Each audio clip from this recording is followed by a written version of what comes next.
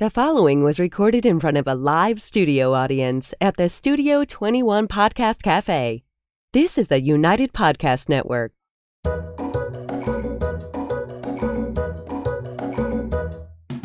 Welcome to the Quirky Dog Podcast, inspired by some of the quirkiest dogs you can ever imagine, and the owners who love them. This podcast is brought to you by the quirky couple themselves, Scott and Jess Williams. Their aim is to educate and entertain. Here's Scott and Jess. Welcome, guys, and happy Wednesday. We are coming to you live from Salem, New Hampshire. Quite the storm we had last night, huh? Coffee and nicotine. I'm ready to roll. Yeah, you got your tobacco going. Yeah, nice little tropical front we had. Is that a nor'easter? Is that what that is? No, that wasn't a nor'easter. Well, I don't know. I'm new to the area. I don't know what the heck. But I will tell you that it blew down my pot plants, and I was very upset about it. The plants are getting too tall. They're taller than Scott, and now they have a lot of duct tape and a lot of zip ties. Zip ties on them. And then this morning I went out and got some bamboo stakes, and I think I got it under control. They're going to recover. Pictures to follow. Pictures and comments. Okay, we have an episode today. We are going to talk about accommodating the dog. This is a big one for us, and it's not necessarily in your dog's best interest. What does that mean? What do you mean accommodating the dog? Well, we got to do the quirky tip of the day first. Good job. Okay, so this is mostly for our Massachusetts listeners. I wanted to bring some light to this issue. So there's a lot going on right now with police canines. The verbiage and the words being used in the legislation being presented, should we call them attack dogs, everything else. Actually, the use of police canines still, being available in Massachusetts. So anyway, if you are living in Massachusetts and you're not aware of this issue, do some research on it. Figure out your stance about it. The AKC and the Boston Police Department are actually coming together to try to work together to make sure that all of this goes in the direction that would be best. And our opinion is that it is best to have police canines out there. Is it about whether or not to have the dogs? That is one issue of it. And then also how you're framing the wording and everything else. So I have... The dogs have saved countless officers' lives. That's for damn sure. Yes. And they've saved civilians and everything else. And a lot of these dogs are even dual purpose and stuff. And, they're searching for kids that are lost and drugs, and they're also attacking people. It reminds me kind of in Schutzen, which is now IPO, but like 20 years ago, they changed from attack or bite to grip. Yeah. It's a full grip. It's not a bite. Yeah, because that sounds too aggressive. So there's some similar stuff going on now, but there is legislation out there, and I have included in the description a bunch of emails for representatives and senators and everything in Massachusetts. So do your due diligence as your civic duty in Massachusetts, and try to stand on this issue. Either side you want to choose. No, support law enforcement, support police canines. That's the side we're on. We're dog people. We're on keeping police canines. All right, so on to accommodating the dog. So my good friend Nancy Drukas always uses this word acquiesce. She always talks about acquiescing, and that's too big for me. I know. Right, well, I said I wanted to label the episode "Acquiescing the Dog," but I couldn't even spell it to find out the definition. You couldn't spell diagonal this morning either. The definition of that, though, is to accept something reluctantly but without protest. And that's not really what we're talking about doing here. We're talking about owners that are straight up accommodating their dogs. So this shows up in a bunch of different ways. Why wouldn't you do that? Don't you want your dog to be happy? That is true. Sometimes the dogs, the more you accommodate them, they can almost become a little resentful. We don't know what they're thinking, but it can be a slippery slope. So the way that this episode kind of came to be, we have this doodle in right now, and she's a very lovely puppy, but she's one of those dogs that when she's getting woken up at home, whether she's on the couch or something else, she can go into aggression. So now the family, to keep themselves safe and to not upset the dog too much, is actually taking the couch cushions and waking her up and pushing her off the couch with couch cushions. And she's literally a lovely puppy, like great drive, super sweet, everything else, but she has a little bit of character. So this is kind of how the origin of this episode came to be. And we see this happening in a lot of different ways within our business. So we're going to chat about it here today. I think you should just give the dog the couch and back the hell off. It's a doodle. You don't know what you're in for. Those doodles, they can go either way. But this is just, it's a little bit mind-boggling. And I think throughout the past decade of doing dogs with Scott and how the whole culture is changing a little bit, we just see it more and more and more and more. So, the dog in bed is a great example. We talk about this sometimes. We have honestly had people say, My husband gets up to pee in the middle of the night and the dog growls at him when he comes back, so he sleeps on the couch. That's accommodating the dog, and that's not necessarily helping the dynamic of the household. I would even back up right to the beginning. The dog doesn't want to walk on a leash. The puppy will not walk on a leash. So you pick the dog up and carry the dog out into the yard. Or a lot of little dogs, they do it like that, or the snow or something else. So, there's countless examples, and we're going to go through a bunch of different ones, probably in about as much of a disorganized way as possible. But this is something that people are doing more and more and more. And some people would argue that parents are starting to accommodate the kids more and stuff too. So maybe it's a cultural thing, but it is to the detriment of the dog. And it's not that we don't want the dog to be happy and that we don't want to give the dog a good life, but it is to the dog's detriment if you're just running around constantly catering to that animal. Is it politically correct to accommodate the dog? That's what we need to establish first in this climate. Being PC in 2020 is harder than anyone would have imagined. So, what did you want to touch on with the obedience stuff? What were you going to say? Of Black Labs Matter. Black Labs Matter. Yep. Yeah. Okay. These cigars and my husband, I'm telling you, it's very concerning. So this is a good one too. You talked about this with what the dog is eating, but a lot of people, the dog will bark, and basically the dog's bark triggers a meal, or a snack or something else. They're telling us it's time to eat, so you're supposed to get off your ass and feed them. But these types of things, it's a slippery slope. You had mentioned with what they're eating, somebody doesn't like the kibble anymore, so now you're putting food toppers on. And, the dog doesn't eat its whole meal when it's offered the meal. So now you're leaving the food out. All of these things, it's a very slippery slope. You're just doing one little small step of, the dog barked once. He must be hungry. I looked at my watch. It is dinner time. I'm going to feed him.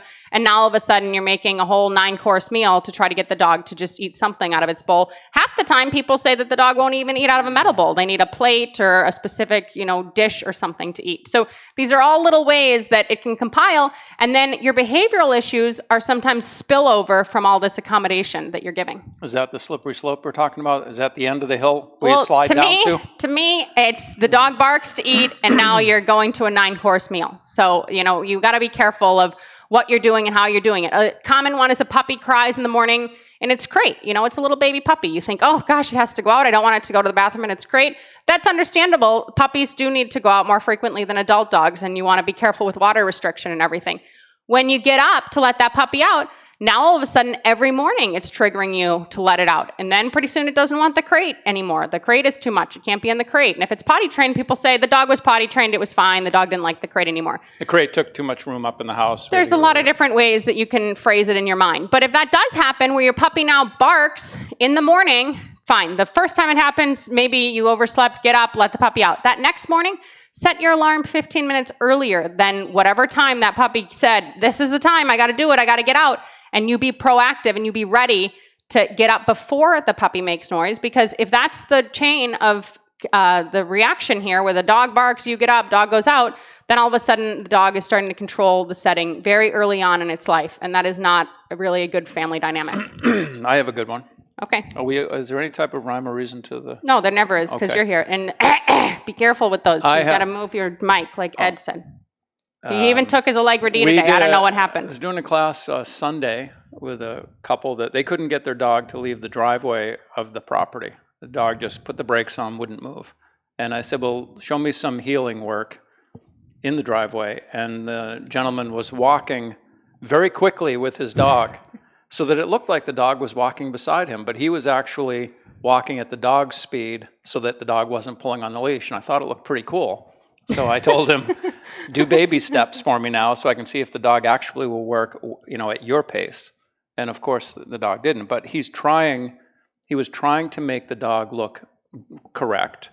And I can understand that. But again, it's accommodating the dog's gait and their walk. But the dog is not really paying attention to the owner at all. The dog is just booking down the street, and you're kind of hustling along beside him. Yeah, that happens a lot of times with people that can't walk their dogs, but they can run with their dogs. And then all of a sudden now they're having to run faster than they've ever ran before on a run because they're trying to keep up with the dog. So these are these little adjustments that seem like nothing, but they start to spill over into all areas of the dog's life. And I would add that it's very natural to do these things. And I think it is counterintuitive to actually counter everything the dog is doing to get them to work with you. And that's really what you need to do. If you are going to accommodate the dog, be conscious of it. Like I accommodate my dog quite often. But I'm conscious that I'm making that choice of letting the dog do what he wants to do at that given time. What's a good example of you accommodating the dog? I'd like to hear this. I tell him to go in his crate, and he runs and jumps on the bed and starts digging in the covers and takes all the blankets off the bed. And I let it go because I think it's funny. I laugh. The dog knows I think it's funny, and I don't, I'm not as strict with him. But the reason that I am less strict with him is because his obedience is very good. And if I want to control the situation, I can control it whenever I want. So I'm making those decisions to acquiesce in a sense. in that situation. I was thinking a good one would be. Yeah, I was thinking a good one would be in the morning when Jimmy wakes up. She's going to bring up a bunch of examples of my dog. No, I just thought a good one, because you're not really a part of that situation. You're just kind of letting that training go. But in the morning, Jimmy will roll over on his back and he puts his feet up, and we just rub his feet. One person rubs each paw, and he gets that every morning. I trained him to do that. We accommodate, just like Scott likes his feet done. So does Jimmy now. It's like I get on the couch, I put my feet in your lap. What happens? Rub, rub, rub. There you go. So the one that happens a lot at our house with all of our dogs is we have 2 beds in the TV room, and there's one bed in the corner. It was a $300 bed. It's the nicest dog thing I ever bought. So we call it the $300. What were you going to say about it? I want to say that's the formal name of the bed. Yeah, we call it. We say, no, get on $300. And then we have a Coranda next to it. So sometimes we'll tell the dog, hey, get on $300, and then the dog's on the Coranda, and we just let that go. But we are accommodating the dog there. It's a good way to make a Coranda look cheap. Coranda's like $80 for a dog bed. Put a $300 next to it. Now the Coranda is just get on the cheap one. But what Scott said, and it is really the main point here, is we're very conscious when we're making these little accommodations or these little concessions, even though we're not getting up and necessarily fluffing the dog's pillow on the bed that they chose to get on rather than the one that we told them to get on. We're conscious of it. And when you're unconsciously accommodating the dog, pretty soon your entire life is just running around to keep that dog quiet and to keep that dog happy and to let that dog in and out and in and out and in and out. That's why people have dog doors. We had one client a few years ago, they just left the door open all summer long because the dog wanted to come in and out so frequently. So if you're now becoming almost a servant to the dog throughout the day or the waking hours that you and the dog are together, maybe it goes to daycare most of the day, but when you're home, you're basically employed by the dog, that's becoming a little bit of an issue. And if you're seeing some behavioral issues pop up, it could likely be because you're accommodating that dog too much. Yeah, those bells hanging on the doors are great for that. Bitch, gotta go out. Ring, ring, ring. Out. Okay, I saw the squirrel. Back in. Take a quick 10-minute nap. Back out. Ready to go. This is this is what the dog's doing. So you have to be conscious of how you're playing a part into this, and if it's negatively affecting your dog. And in our professional opinion, more often than not, the more you accommodate the dog, the more often it does negatively affect the dog. Yeah, they become more inconsolable because they're just constantly have you jumping around. They're never happy. They're miserable. It's like spoiled kids. Yeah. You just got to beat their ass. It's not true. That's not true. Or use electronics on kids if you need to. Scott had a little bit of that in his childhood. You don't want to leave physical damage to the child. They got to go to school. With his own kids. But it does become a thing where all of a sudden now the dog is seeming more inconsolable, like Scott said. This anxiety is developing. You're having to do more and more and more just to keep everything at bay. And that starts from all of these little examples that we're talking about here. So we're going to give you guys a bunch more examples after break. We're going to go to break real quick for Happy Howies. Hey, Ben, when Scott sampled the Happy Howies a few weeks ago, I gave you a little bit to bring home to your dogs. Did they like it? It absolutely worked like a charm with Maggie and Milo. Well, certainly with Maggie it worked. Milo, I'm pretty sure he'd eat a cactus if you put it in front of him, but they went crazy for it. The dogs really do love this. And this is the big meat roll. We cut these up. We get the big size. We like the beef for the allergies, and we cut these up. Every time Scott goes to a training appointment, the dogs get the Happy Howies. So we'll see you after break, guys. Happy Howie's all-natural dog treats are made with real, slow-cooked beef, lamb, and turkey. Choose from deli-style sausages, wolf sticks, jerky, burger treats, and our soft meat roll treats. All of our treats are available in bulk or in convenient resealable packages. And dogs just love Happy Howie's. They are made in the USA and available at thousands of retailers nationwide. And online at happyhowies.com. Try Happy Howies today and save 10% with promo code Quirky10. Happy Howies. We're making it real.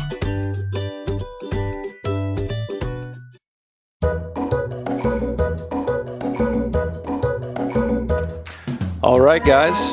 Jess would like me to read the quirky question of the week, and this is from Alejandra in Massachusetts. And she says, "My dog isn't super friendly with other dogs. She is rather standoffish. What should we do?" Jess? Well, I think our resounding answer of that is that's a great dog to have. And don't make a dog make friends if it doesn't feel like it. Shouldn't all dogs play with other dogs? I don't understand. I mean, theoretically, when there's rainbows and unicorns, but you're getting two situations mostly where people are upset about the way the dogs act, and that's that the dog is too social. They're too excited to see playmates. They see a dog on the street, they want to go play with it, or the dog's a bit of an ass when meets another dog. It's a little bit forward. It can be snappy and everything else. Maybe it's a fear response. The best offense is a good defense. Wherever it comes from. Describing my friends there. Yeah. But really, the bottom line is if your dog is kind of neutral, that is the best kind of dog to have. Our terrier Bammer was like that. She died at 18 this past fall, but she was just such a neutral dog. Dogs would come up to her. She'd be like, "You can go screw. I don't really want to deal with you right now." She didn't get aggressive, and she would play with the dog every now and then, probably Jimmy, I would say most often, maybe once a month, maybe 4 times a year, whatever, when she felt like it. But she was neutral, and it was nice. It was easy. It was simple. She didn't get overly excited. She wasn't aggressive. And if your dog is a little bit standoffish, don't try to make, this forced interaction happen. Be grateful for it. Well, I think that's part of why she lived to 18. She conserved her energy. She didn't waste it on other dogs. She's just like you with conserving the energy. One thing I would say is that if you have a dog that isn't super friendly, but you have a friend that has a dog, and you're going to get these 2 dogs together on a regular basis, or you would like to, the one thing, you don't need to force the standoffish dog to be playful, but you don't want the other dog to be obnoxious, running and jumping on its head constantly and all that stuff. So you would have to put more of your focus and energy on the overly rambunctious, playful dog. Yeah, get that dog under control. Yeah, and then the standoffish one gets a chance to kind of get used to it. And more often than not, they are social, but they're just not, like they said in the thing, not real outgoing. Yeah. They need time to warm up. Most of the time we tell owners this and they kind of get bummed out, like, "Oh, I really wanted my dog to be friends with other dogs." But it's a good thing. If your dog is neutral and a little bit standoffish, let that be. If you need the dog to go to daycare, have it get an evaluation, see how it goes. But it's okay. It's just like some people. Scott isn't really a people person that much either. And he's a little standoffish. He likes them more when he smokes cigars. I love people, damn it. But just be conscious of these little things. All right. And I would say also that a dog like that in a dog daycare situation may find a dog that matches its energy. Maybe it snaps at the overly exuberant dogs, and they give the dog some space if they have any kind of ability to read social cues. Yeah. But then they're going to find dogs that are more at their energy level, and they'll hang out in the corner together. Yeah, they'll sit there beside each other saying, "Look at all those friggin' idiots out there running around." They're the introverts of dog daycare. Yeah. So don't be bummed if that's the situation. And our advice would be don't force it and actually be a little bit grateful. So Scott had to go and get a bunch of stuff for his plants this morning. So he has some notes on the phone, and then I printed some stuff. I'm always working, round the clock. Yeah, well, the plants, we were in an emergency state. Tell him what time I get up in the morning to take care of my... 5 o'clock. He's out there for 5 hours. a.m. I'm out there. He's out there for hours watering, talking to him, whatever the hell happens. So we wanted to touch on some obedience stuff and how you can be accommodating the dog within the context of having the dog on a leash. So a good one is, like you mentioned before, the dog doesn't want to walk on a leash, so people carry the dog. Yeah, they pick the dog up, and they don't work the dog through that issue. That works until the dog's big and fat, and then the dog basically only goes on leash to have to go to the vet. Like, that's why, I swear to God, if you sit at a vet's office for like 2 hours and watch dogs come in, it is just terrifying to see dogs come in and their behavior and everything else, because a lot of dogs, that's the only outing that they get. That's the only time that's there. Let's stay on topic. I'm just saying that people then choose not to leash their dog. Yeah. That is what they're doing. So they carry the dog until the dog is too big, and then they just say, "Oh, it's fine. He's just off leash." He goes out and in, and they just don't put a leash in the dog. But then when you actually have to put a leash in the dog, it becomes a bit of an issue. So another one you mentioned was a dog that flips does something with the sit when it's sitting. That's a good one. Well, there's a couple of things I've noticed doing the competitive obedience with people over the years, and a lot of people do this and they're not conscious of it. But ideally, that dog, when you come to a stop, the dog should sit right in that heel position next to you. And people that do the obedience stuff know that. But quite often, for whatever reason, the dog will sit maybe a half a step behind the handler. And the handler, knowing that the dog should be beside them, will take a step backwards into that heel position so that it looks correct.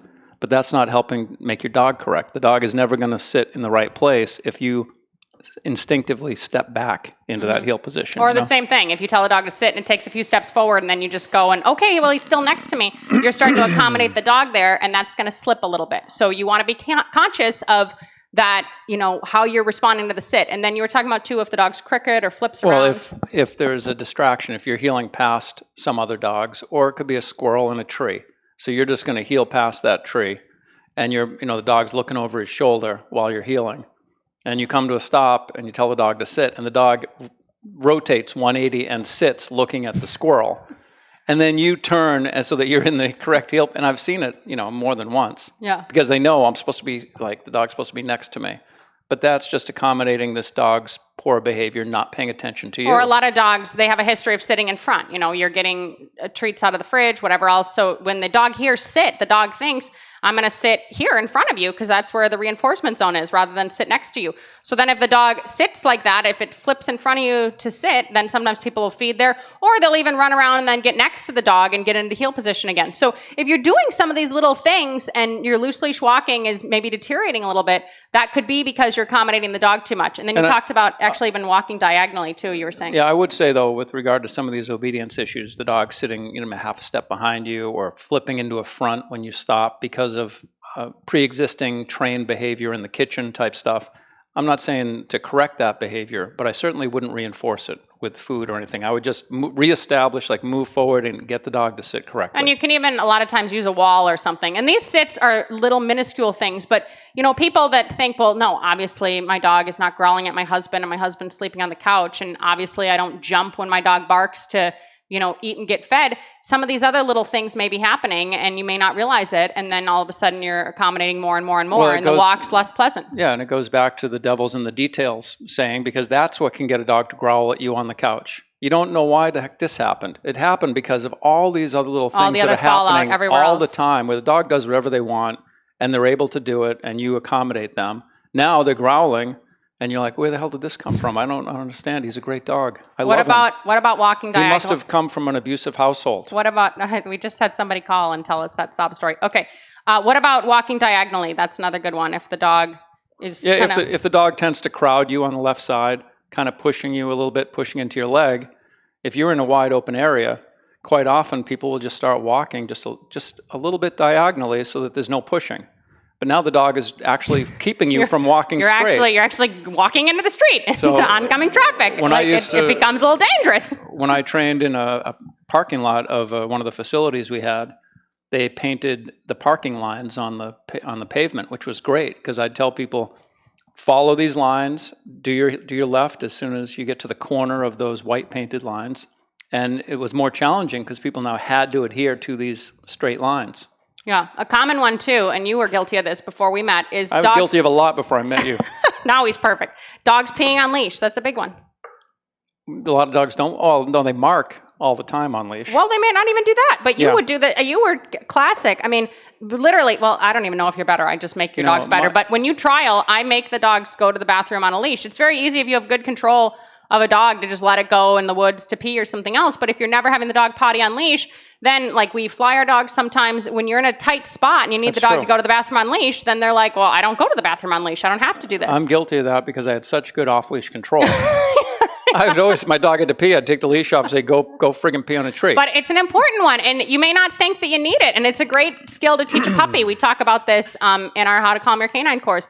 It's a great skill to teach a puppy to pee on a leash, because even though you have a yard, then before you go to the vet, or if you're taking a long road trip, nobody's flying anymore, you take a road trip with your dog, you need to pee at a rest stop, it's used to going. You're not going to let the dog off leash at the rest stop and be like, oh, whatever, I hope it'll be safe. He has to go to the bathroom. Yeah. You don't want to come home a day and a half later because your dog hasn't peed yet. And you're like, shit, we got to get home. That happened. My mom came to visit me from Colorado to Michigan, 17 hours, her dog didn't pee. That's a long time. I mean, dogs, she didn't have a medical problem, but she didn't want to go on leash. She waited till she got to my house and peed off leash. Another one you were saying is if they don't pee outdoors. Yeah, a lot of dogs, they won't pee outdoors. But now it's not even about a leash. Now it's just about being outside. It could be weather related. It could be just that they were brought up on pee pads, a young dog that now doesn't want to pee outside because it's waiting to get back on its pee pads. Tell them the story about the lady with the pee pads. I always loved that story. Well, I had one lady in California that the dog was always peeing just a little bit off to the side of the pee pad. So she'd put 2 or 3 down. And by the time I got to her house, there were pee pads up and down the hallways. They were everywhere. And it was like her flooring decoration. Yeah, and the dog wouldn't pee on the pad. She kept adding more and more pads. And I took the dog really for potty training. And that dog was outdoors with me or in a crate for 2.5 days before it peed outdoors. It was either you pee outside, and I worked with the dog outside for hours and kept the dog outdoors. The weather was decent. Or in a crate, and it wasn't until the 3rd day that dog then finally just let go and peed. And then after that, it was no problem. Yeah, and sometimes even people say, oh, well, my dog's little, it's snowy out, he doesn't want to go out in the snow. I get that, but they sell sweaters, shovel, and if you choose to let your dog go to the bathroom in the house, that's fine, but they at least should go outside in the cold if you present that opportunity. You just want them to be dealing. So it's another way to accommodate the dog. You can train the dog to go in the bathtub like your friend did. Right? That is true. I do know of someone that at a hotel put the puppy in the bathtub for urinating in the morning rather than walking downstairs. Whatever, to each his own. One thing though, and you can bathe them in the hot tub. We have a lot of dog stories. We have more shit on competitive dog people and dog professionals probably than even pet dog people. You're going to get us bumped off YouTube now with that kind of language. Now we got to put that thing. No kids can watch this podcast. Yeah, exactly. Everything's being censored nowadays. And then you talked about the dog, like we were talking about this cute puppy, right? So it's aggressive on the couch. You want to get the dog off the couch.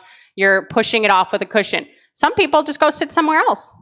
Yeah, well, why create all that conflict with your dog? I mean, if the dog wants the couch, let him sleep on the couch. And some of this may sound crazy to you guys, but this stuff happens. We hear this stuff. We see this stuff. I have this little puppy. I love this little puppy. It's great. The owner's literally moving it off the couch with a couch cushion because it's afraid that it's going to get attacked. I mean, this isn't okay. This is accommodating the dog to the point where now all of a sudden your dog is just running the show, you're jumping through hoops, nobody in the household is happy, and you have an anxious, barking, baby potty training issue mess. And that's not what you want to have when you own a dog. Yeah, what really is a bummer is when you take a dog that has no genetic predisposition towards aggression at all. And make it dangerous. A well-bred golden retriever that is now biting people, that is just ridiculous. And that's what it can get to. It's crazy that you can take a dog that would never be aggressive under any situation and turn it into an anxious, fear-aggressive, reactive mess. And you may say, oh, that's not possible. A doodle's not going to be aggressive. There was a dog very much like this dog that we had at our facility in Salisbury. Scott was doing an eval with the dog. It was eating. It was happy. It was a freaking nice dog. I'm like, wow, that dog's great. Came in for a board and train. Had some aggression. Was a dick with the dryer. But besides that, it was okay. When it went home, the dog was really nasty to the family. So then we got on the phone with the breeder. We told the breeder everything about how it would work. The dog was going back to the breeder. That we said, it just needs structure, everything else. Within a day, the breeder calls us. My son was playing tug with the dog, and it was loose in the living room, and he got aggressive, and I've never seen this before. Well, yeah, we said put the dog in a friggin' crate. Like, the dog needs structure. So while you say, like, oh, that can't happen, and that's a genetic issue, no, you can build dogs up. I think of Brutus, too, that Bernese Mountain Dog, who showed a little aggression with the groomer. He had, like, a paw that was hurt or something at some point. Scott brought the dog to our house. He was in the back of my rendezvous. I said, he has a brain tumor. I said, I've never seen a Bernese Mountain Dog that aggressive. But it was this learned behavior of, like, I snapped once at the groomer or the vet because my foot hurt, and now all of a sudden I'm just an ass to everybody. And this unravels quickly, quicker than you would even imagine. I'm speechless. Just be conscious of how you are accommodating your dog, and if you are accommodating your dog. I always think of when you talk about Snowball, like Snowball growled one time at the kids, and your dad just threw... Snowball was my childhood dog. God rest her soul. He might get teary now. No, but... She was a Samoyed, white Samoyed. husky type dog. I don't know why you say it like that. Samoyed. What did I say? Samoyed. You always say it so weird. If I was raised in the Midwest, I'd probably say it differently. But anyway, she was underneath the dining room table. She was probably about 9 months old, chewing on a bone, and I was about 7. And I went under there to sit with her, or God knows what I was thinking. And she growled at me, and I got up and ran and told my dad, hey, Dad, the dog growled at me.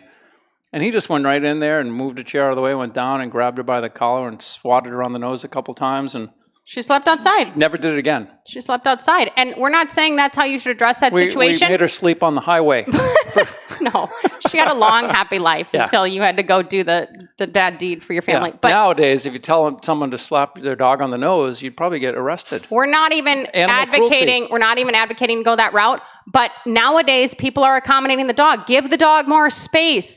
Give the dog more width. The kids don't stay away from the dog. The dog's upset. Like, it's just such a change in culture and the way that we're dealing with things. And this little small accommodation all of a sudden can grow into you live for the dog. You solely live to keep the dog happy. And the dog actually isn't happy when you're doing that. So be very conscious of all these little choices. I think the aggression is probably lower on the end result. The anxiety is more what you see. And how that manifests itself is a lot of vocalization. So you have a dog that... A lot of stress, a lot of not being able to settle down. If you're not accommodating this dog in some way, it's being so vocal that it's forcing you to deal with it. And or it's doing bad stuff. We had a client, they said that when they were going to go to dinner, the dog would go into a drawer and take out all the clothes out of the drawer and jump in the drawer. Like, this is a real story. The dog, knew the people were leaving, didn't want the people to leave, so it went and pulled all its shit out of the drawer and sat in the drawer. Well, clearly... I would just close the drawer and go to dinner. I think it was a little too big for that. But clearly, then, that did delay your dinner plans. Now you're dealing with messing with the dog. So when you have these little situations that pop up, if you feel like, maybe I am accommodating the dog and maybe I should do this different, shoot us an email, studio@thequirkydog.com. We can give you some tips. We didn't give you solutions for all of these situations, but it's just happening more and more and more and more. And the more we accommodate, the worse off dogs are, the more medication we're giving dogs, the more dogs that are getting sent to shelters. It's just not a good long-term plan. And we just actually re-released our How to Calm Your Canine program too. So if you want to go to howtocalmyourcanine.com, it's at a super low price because I know everybody's dealing with all this COVID financial fallout and everything. And that's our anxiety course. And it walks you through some of these basic things. Pottying on leash is one of those things. Getting a dog in the crate, it's one of those things. And there's some stuff for you in there too with meditating and journaling and everything else. Yeah, there's a lot of good stuff in there. I don't want to wrap this up too quick, but that getting the dog to potty on leash, in that course, we took a dog that had this issue that wouldn't pee on a leash. Just took the dog out. I videotaped the dog. The dog wouldn't pee. We were out there for 20 minutes. And we took the dog back in, put the dog in a crate, came out an hour later and waited, and then within 5 minutes it peed, and then it was all set. We sped up some of that 20 minutes, so it's not me out there for a full 20, don't worry. Sped it up, but these little things are more interrelated with the big things than you would ever realize. So think about it. Next week, we are going to do an episode exclusively on loose leash walking. I would say that's our number one problem with clients and how to deal with it. You know where to find us if you need us, and in the meantime, keep it quirky. And check out those emails in the links below, especially if you live in Massachusetts. Thanks, guys. Let me have it.